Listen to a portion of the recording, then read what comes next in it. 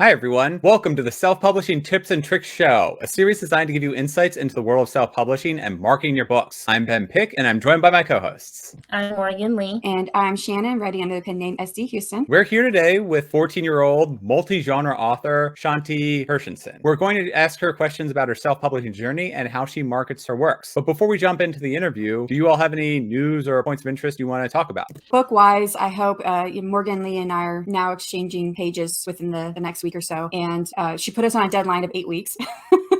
So we're going to try. So my first book should be done with being critiqued, and then I'll go through the editing. But I don't plan to publish it until I have the first 3 books done in the series. But this is an exciting episode, I think, in a way, because this is our final author interview for this season. It's great. We've made it through a whole year, and it's exciting. And if you want more information about Shannon's writing process, that was all in her latest newsletter. So please feel free to sign up. Thank you. I'm caught up. That was a great intro, and I was really fascinated with how you decided to write. So as for me, if my math is correct, at the time we're recording this, I am currently editing my second book. I sent it around for the second professional editor, and I'm aiming for the Saturday after this airs, to have my second book out. So the first weekend in December is what I'm aiming for book 2 in my Into the Void series. So you're both going to have a book coming out in December. I know, exciting.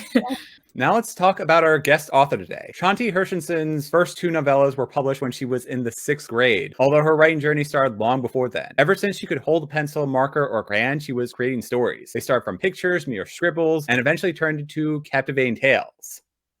Hi, thank you for having me. Thank you. Thank you for joining us. Welcome, Shanti. Would you please take a moment to tell us a little more about yourself and cover anything that I didn't? Of course. So first off, I'm 14 years old. I turned 15 in October. I've just honestly been writing for as long as I can remember. And in about the middle of the pandemic, I'd published 2 novellas in 6th grade with my friend, but they're bad. Anyways, all writers like this word. But I started writing my first novel, and from then on, I never stopped. Currently, it's about 2 years later. I am currently writing my 20th book. I've published 11 books. My most recent release was Never Dying, which is a YA dystopian novel, and it's like the best book I've ever written. And honestly, like, I don't know how I do it. I just really love to write, and I just write every day, and like the numbers add up. Before we jump into some more questions about self-publishing and marketing your books, do you want to tell us what made you want to start writing? What made you want to pick up the crayon, which is what I said earlier? So how far back does it go, and what made you want to start? So what I really think of is in elementary school, I like to read, and I thought books were kind of magical. I thought it was insane that someone could just sit down and write all these words and create like a whole new world and all these new characters. And I think a lot of people, including myself, use books as an outlet and kind of like an escape from reality, and then to create like almost an escape for someone else and to create like a world that someone else can really just enjoy and be completely obsessed with is just an amazing feeling. And I think really that's what moves me forward and what really motivated me back then, because it's a great feeling. Can you tell us a little bit more about your journey to publishing that first book? How old were you when you started the process? So the first book I published was a novella, and honestly the only reason I published it was I was 11 years old. It is like a 50-page novella. It's hard to remember. The only reason I published it is because my friend and I wanted a printed copy of our book, and I didn't know what to do, so I looked up different kind of websites, and then I found Kindle Direct Publishing, and I was like, oh well, I could publish this, then I can be an author. This is so cool. So I filled out all the forms, and in like 5 days I had a book and was a published author. That book, I knew nothing about marketing. I managed to make a bunch of Instagram posts and had like 20 sales, which is a little crazy for the amount of marketing I did. But then a few months later, I actually sat down and started writing my first full-length novel by myself. And then I actually researched all the marketing and cover design and everything that would actually make the release kind of impactful and not just something I threw online and made an Instagram post about. And you said you published 11 books so far. Does that include the 2 novellas too? Unfortunately, yeah. I always jump between whether or not I'm going to include them, but I mean, they're on Amazon, they're on my profile, so like, you know. But every release I've had since then, I feel like has done so much better. I'll have some releases I think that like don't do as well, and then I'll have releases like Wona Her Name and Never Dying. They completely like knocked all the other books like out of the park. Yeah, I've heard established authors say they have books that just don't sell, so I think that's a normal thing. How did you make the decision to self-publish versus traditionally publishing? Did anyone or anything inspire you to self-publish? So when I was first writing By Unlock, which is my first novel, I was dead set on traditional publishing. I was like, I'm going to query, I'm going to get an agent, I'm going to sell a bunch of books, I'm going to have a movie deal. I had this whole kind of image image planned out for how it was going to go. And in a way, actually, things have gotten very similar to how I just almost expected them to be, minus the traditional publishing part. What I ended up realizing, the more I learned about the process, one, it could take me years to get published, and it was in the middle of the pandemic, and I knew at some point I was going to go back to school in person. And I was like, well, how can I spend so much time on this? Like, and I'm not going to have much time to write, and I'm not going to be able to spend so much time in school. Yeah, little did I know, I still like write the same amount every day. So, but then I also realized there's kind of a lack of creative control, and I was 12, I was very stubborn, and I was writing this book exactly how I wanted it to be told. And I was like, I don't want like my work to be changed. I don't want to have to rewrite the entire book. I mean, now I feel like I would be a little more okay with that. So I just published it. And the like kind of timeline for publishing between my debut novel and the books before it is weird, because while I was editing it, I actually wrote like another like 100-page novella that I published. But for all those books, I was like, I don't want this to be changed. This is my work. So I ended up like publishing them and doing all the marketing and building a platform. And by the time like the first book in that series, which was my debut novel, actually came out, I was like, I could stick with self-publishing. And now that I've built such a platform, I'm kind of almost scared to try to traditionally publish because I'm worried it might hinder my platform. But once I have like an even bigger platform, and then I can actually take all this work to a publisher and then show my most recent book, then maybe I'll get traditionally published. But I don't want to risk it, because then if I'm taking a break, it's kind of weird, So a lot of the leading advice says that you should focus on one genre until you're established, but you write in so many different genres, including science fiction, fantasy, poetry. How has this shaped your self-publishing journey? And do you see yourself choosing one genre to focus on in the future? So what I feel like, I have certain phases where I'm like, I love this genre. So I, considering like most of my books that I wrote and published were in middle school, I just started high school,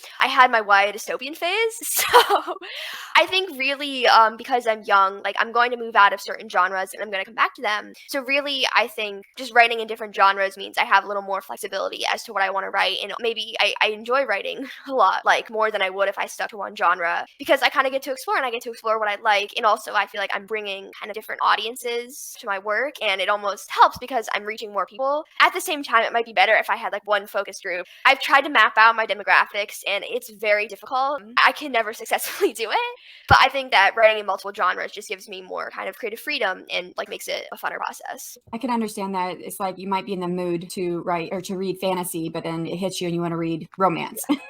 Yeah. Kind of goes along those lines. So in another interview I saw with you, you had mentioned that you've written 10 books every year since you started publishing. Not all those are published, of course, but you've written that many books. Do you have a team? Like are your parents involved, or do you have like other people, a team that help you, like editors, book formatters?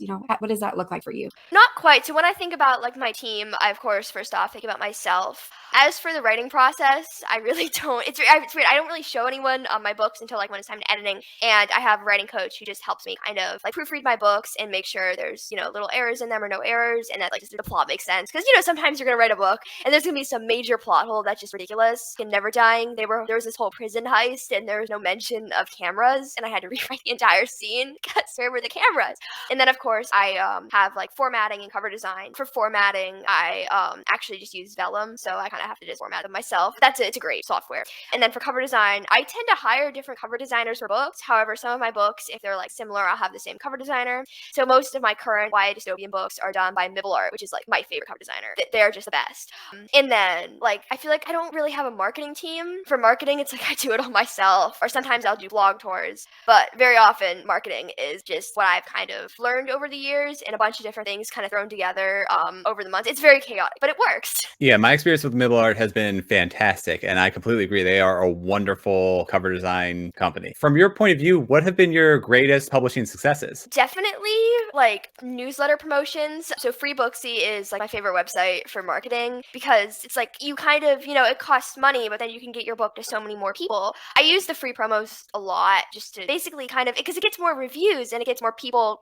And that was what I realized very early on worked. I think when I published my third book, which was The Nightmare of Zyle Delane, which is actually still one of my most popular books, I kind of owe it to that. I did a free promotion for, and I actually stacked it with a couple other newsletters newsletters, and it was insane. So I think that's been my greatest success. However, there are some other things that have been really great. For example, podcasts have been great. And actually, like in-person events. I did the San Diego Festival of Books 2 months ago, or not 2 months ago, last month. I don't know why I thought that was in July. It was in August. Anyways, and that was also incredible because I got to meet people in person. I got to tell them about my books, and honestly, like I broke even on my booths. That was really cool. But that was also something that I think is really helpful, and I want to do more of those in the future. But those are hard because you have to actually like schedule them and actually like drive a commute. But it was great. Are you comfortable discussing any publishing missteps or things you would have liked to have done differently? Oh yeah. Honestly, this is not really like something I wish I would have done differently. I cannot stress it enough. Check your files before you put them online, please. When I was publishing The Nightmare of Zala Delane, I hadn't published for around a year, maybe, like a few months, a year, and I had no clue what I was doing at all. I vaguely remembered how to use KDP. I'd kind of uploaded some practice books just to get the practice, but with the files, I uploaded the wrong file and pressed publish probably 3 times, and that brings me to my second thing, like maybe upload your book in advance, please. I had to keep announcing on Instagram, like, hey guys, so don't buy the book yet. I'm gonna delay the release for a few days. Yes, it's on Amazon, but don't buy it. There's things wrong with it. I mean, one of them, I literally uploaded the first draft. Like, it was bad.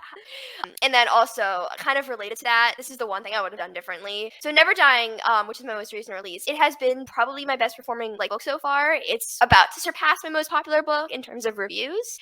However, I was doing a pre-order campaign for it and forgot to upload the book until after the deadline, and the campaign was canceled, and I lost all the pre-orders. So that's like the one thing I wish I would have done differently with the release, because I think it could have been a much more powerful release had I just remembered to upload the file. That would hurt my heart. Yeah, it was. Like you, I've also found some success with doing the free Booksy and putting the book on for free, the first book in the series. I haven't found the discount newsletters promos to be as effective, but I also did a few reviews. I did one. I think I had one successful discount, because what I used to do, and I still do it now, is on the day of the release, I set the book at a little cheaper, and I do one of those discounted promotions. The one I think that did well was with The God's Right Hand, which is oddly one of my actually least successful books, but I had the most sales. It was insane. I had like 20 sales on the day of the release, and I think a lot of them I can kind of trace back to that, like newsletter promotion. But any other time I've done it, I've had maybe 5 sales, but it's not enough to break even, and it's not really enough to be significant. So really, I think like the free ones work so much better. Well, if you could only pass on one thing to aspiring self-published writers, what's your best publishing tip or trick? That's a great question. I have so many. Honestly, for publishing, maybe this kind of has to do with marketing more than it does publishing. But as soon as you know that you're going to publish your book, even whether or not it's traditionally published or like self-published, start marketing your book. Start telling people about your book. Maybe go on social media and just share little excerpts of your book or share your process and start building your platform very, very early on. I only started doing that with I Unlock, my debut novel. But it was such an incredible thing because I had people who had been like waiting for the book for a year who went and bought it when it came out. And just posting about your books and getting people who are going to buy your book and who are going to remember the release date is incredible. With all my books, I try to make at least a couple posts pretty much on TikTok only because Instagram's a little difficult about them. So there are people that know they're happening. Never Dying was my best example of this because I started, like, as soon as I started writing the book, I started talking about it and I started sharing scenes from it. And now it's one of my most popular books. So you actually helped us out with the transition very well from publishing to marketing. What marketing do you do for your books aside from posting on Instagram or posting on TikTok? And does that look different depending on the genre that you're writing or depending on the genre that you're publishing? It usually depends more on the marketability of the book, because I have some books that I feel like there's so much content in them that I can make a million posts about and I could like share. And then there's other books where I'm like, how do I market this? It's kind of weird. Usually before I publish my books, I'm like, I know like this one's the one I want to spend time and money on. Because there are some books I'm like, okay, I'm going to do a quick run for this. And if it's not like my most popular book in like a few weeks, or it's not moderately successful compared to my other books, then I'm going to like set it aside and work on the next book. But what I do is I write out this plan, and it has to do with, I leave out podcast interviews because those are sort of random is when they happen. But I put on like my free promos, blog tours, Goodreads giveaways, everything I want to happen, and I track the pricing and everything. And I give them dates as to when I want it to happen. So for example, on the day of the release, I'll do a social media ad. And then like a few days later, maybe I'll do like a free promo just to really kind of amplify the release. The Never Dying marketing plan, if I recall, encompassed about from June to August. However, things in August were kind of unsure as to when they would happen. So it was really just June and July that I had them planned out. And I believe the book came out June 30th. So it was really just 1 month. And in 1 month, I was able to get the book to a point where it was one of my most popular books. And I just did that kind of just by planning it out. Currently now, my biggest thing for Never Dying has just been social media posts. It's been good. I've had a few sales per day, and I think it's been going slow, but it's been going very well. Another thing that honestly both helped and didn't was someone reposted one of my TikToks to YouTube, and it got like 800,000 views. I don't really know how I feel about that because it wasn't me posting it, so I didn't get any kind of followers or anything from it. However, I believe I could kind of trace some sales to it. So there's that. So you did mention podcasts as part of your marketing strategy, and you've been on I think over 50 and now this one. So how do you see this strategy as helpful in selling your books? So first off, I get to talk to like so many amazing people, and also I get like all these, like everyone I talk to has some kind of audience, and then I get put in front of that audience and I get to share my story with them. And even if it's like I get 1 sale per podcast I do, it still helps tremendously. And sometimes it's like I'll have people reach out to me like, hey, I heard you on this podcast. Do you have any tips for me? And I really just get to connect with more people. And it's sort of like a networking thing almost, but it's very good for book sales too. Yeah, I would say that, podcasts could be pretty much evergreen. So people could find you years from now. Yeah. Like, oh, I wonder where she's at now. She was 14 back then. What's she doing now? Yeah. If an author wanted to get on podcasts, what do you suggest they do? So I suggest first off, what I did first actually, I don't even remember if I was trying to be on podcasts. I just wanted to be on the news, and I actually didn't get on the news until like about a year later. But I was reaching out to local like places, and one of them was the Carlsbad Chamber of Commerce, and they had a new podcast. And at the time, there was like 1 episode that came out. So I ended up just reaching out to them and explaining who I was, and they wanted to have me on their show. And so honestly, to start out, maybe check out like some local podcasts. If you live in a larger city, there's bound to be a bunch. And then honestly, what you can do is you can go online, research like podcasts that interview authors and see which ones have interviewed authors similar to you. Because, if it's like a podcast that's only interviewing like J.K. Rowling and Stephen King, then maybe, it's a little far-fetched, but it's not entirely out of the question. It could happen. So really reach out to podcasts that interview similar authors to you. And also, there are a ton of websites that can help out with that. There's podcastguests.com, and there's Podmatch, which I really like to use because those sort of like match you. I think Podmatch matches you with podcasts, and like Podcast Guests has a newsletter. I mix them up all the time. It's kind of sad. But Yeah, I think you have it right because I found you. Yeah. It was a list of people who were available for interviewing, and I saw a list from them. You are on a significant number of social media platforms with a sizable audience. If an author could only do one, which would you suggest they use and why? Ooh, that's a good question. It really depends on who the author is and what's good for them. For me, if I had to pick only one social media platform, I'd pick TikTok because I have the most followers on there out of all my platforms, and that's where I've been able to kind of sell the most books from, I believe. I think TikTok's especially helpful because of the variety of content you can post, and you have a lot of creative freedom. And honestly, I post a variety of content on there, all related to my books. So I post things like about my books and their plots, and I post things about my story, and then I post an abundance of writing tips. But it kind of depends on the author because there's people who really can't use TikTok, and then they could use Instagram, for example. And Instagram's also especially helpful. But just for me, I'd say TikTok. But if that doesn't work for an author, that's totally fine. They just have to figure out what works for them. Is there any marketing that you have tried that you would never want to do again? That's a good question. I don't want to say I would never do it again, but Goodreads giveaways didn't really end up good for me. From it, it cost $100, and I gave away 100 books. And from it, I got maybe 5, or not even 5, 3 reviews, I think. And the reviews weren't they weren't great, and the reason for that really was Goodreads. I don't know, Goodreads readers I feel like are generally harsher. So it's not that I wouldn't do it again, it's just that I'd maybe kind of wait until I'm really confident with a book, because that was just really stressful, and I didn't feel like it was worth it. Yeah, I've seen mixed results on the Goodreads review or the Goodreads giveaway. I've never tried it, but I've thought about trying it just to see what it does for me.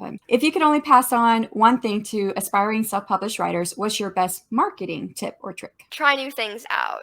I think if you're sticking to the same stuff every book, sure, you may find things that work, but also you could find something that works even better. So honestly, try things out. If you hear about something that you think you could use, try it. I have a whole book on marketing, not that I wrote, just that I bought. And honestly, like, I'm gonna still buy more books because, yeah, so I guess that kind of is the second tip. Like, read books on marketing and do your research. But again, that all kind of leads back to just like try things out. Find things that work and then find more things that work, because there's an infinite amount of ways you can market your books, and there's bound to be stuff that's gonna really, really work. I like to shift from marketing to your writing life. And in another view, you credit writing every day to having so many books being published. You write for a set amount of time or for a set word count. And how do you balance that with school and life in general? So for me, I have been writing 1,000 words a day since I was in the 6th grade. And really, I think that's kind of all there is to it. Sometimes I'll just sit down, I'll do the 1,000 words in one sitting, and I'll come back and maybe I'll do another 1,000 words later. That's most apparent on weekends when I have like so much time to write. Otherwise, on school days, I'll write after school. Sometimes during homeroom, I write because like we don't really do anything in homeroom. It's just very chill.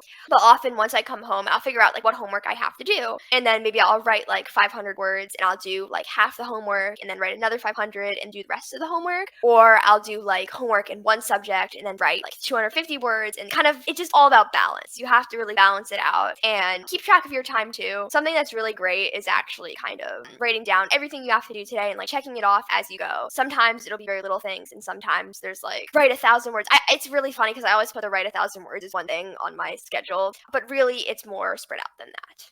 So is there anything in particular that inspires your stories, like music, dreams, or where do you get your ideas from? I definitely get my ideas from everything. That sounds kind of silly, but like sometimes even like now that you brought it up, like I'll have a dream and I'll be like, oh my gosh, that could make a great book. Or I'll be writing and I don't really know what to put, and I'll have a dream where something happened and then I'll decide to kind of put that in my book. I don't know. I always think dreams are really great for writing, because sometimes I have dreams. Like a while ago I had this dream and it was like the best book plot line or like the best scene I'd ever thought of. I forgot it. But I just remember I had a dream about that scene. So there's that. I have to try to remember that. It was great. But honestly, a lot of it also comes from like questions. For example, like Never Dying, which is like that's what I've written. I always say that.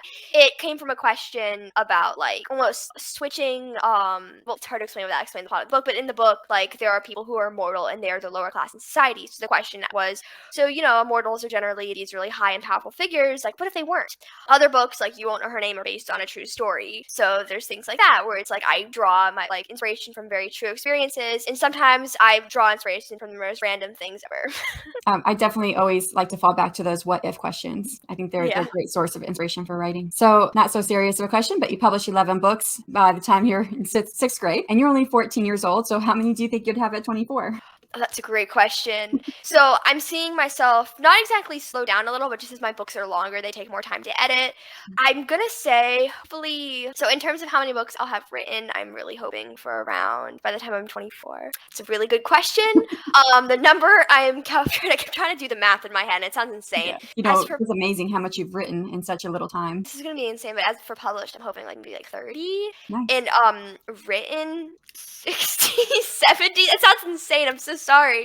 Yeah. But I'm just like doing the math of like how many I write each year. So. And do you see this being your future writing career to last throughout your life? Definitely. That is wonderful. What are you working on next? Right now I am working on book number 20. I also am editing the sequel to Never Dying. I just finished my 19th book, which I am letting sit for a while because I feel like there's some plot holes in there that I'm not going to notice unless I actually take a break from it. So then once I'm done editing Never Dying, I'm going to have to choose between 2 books to edit. So I have this insane backlog. And then, because I'm just on that final round for Never Taken. But then, so I have to choose between 2 books to do some more edits on. And then I'm always currently writing a new book. So currently I'm just writing, and this is like my main project, is book number 20, which is a high fantasy novel. And I have never successfully written high fantasy before. So it's really going to be a challenge. But so far it's actually been going really well because I'm trying to get the balance between like the plot and the characters and the world building, because I don't want to almost overbuild the world. My perspective on world building is if it's not going to make it in the story, then I'm not going to plan it out, which is probably bad. I am a very bad world builder. So are you more of like a pantser? Oh yeah. What I do in terms of plotting is I write down different plot points that I think are like exciting and might happen later on in the book. However, I don't have an actual outline per chapter. It's more of just writing and seeing what comes to mind. And then in the second draft, I try to make it seem like I knew it was going to happen all along, which very often difficult. Do you know when people can expect to get to read that next book?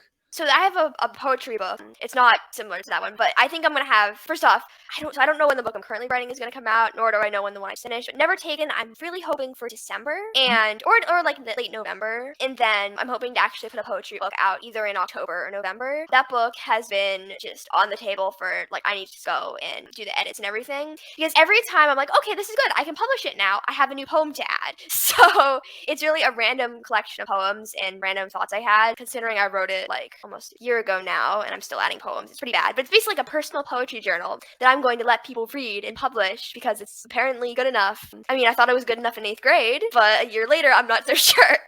So yeah, my release calendar is completely random, but I'm hoping to actually try to map it out later today. It sounds like you have an incredibly busy winter coming up for you.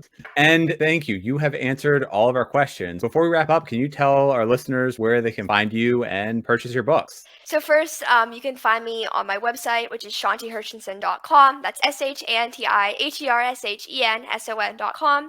You can also find me on Instagram, which is at Shanti Hershenson, and TikTok, which is at Shanti Who Writes. I post a lot of writing tips on there and just really anything writing related that comes to mind. If you want to buy my books, you can first always find them on Amazon and BarnesandNoble.com. They're also available like anywhere you buy books online. I found them on like Walmart's website and Target's website. So if you just look, they'll probably be there. Nice. Thanks. And thank you so much for joining us today and giving us your insight and experience. Thank you for having really me. appreciate this. This is wonderful. I've been trying to take notes as we've been going along, and this has all been really, really helpful for me. So again, thank you for coming in, and thank you so much to our listeners and viewers. December 15th, we're going to wrap up the first season with the Self-Publishing Tips and Tricks show by highlighting the best tips and tricks we've learned throughout our year of interviews. And goodbye, everyone.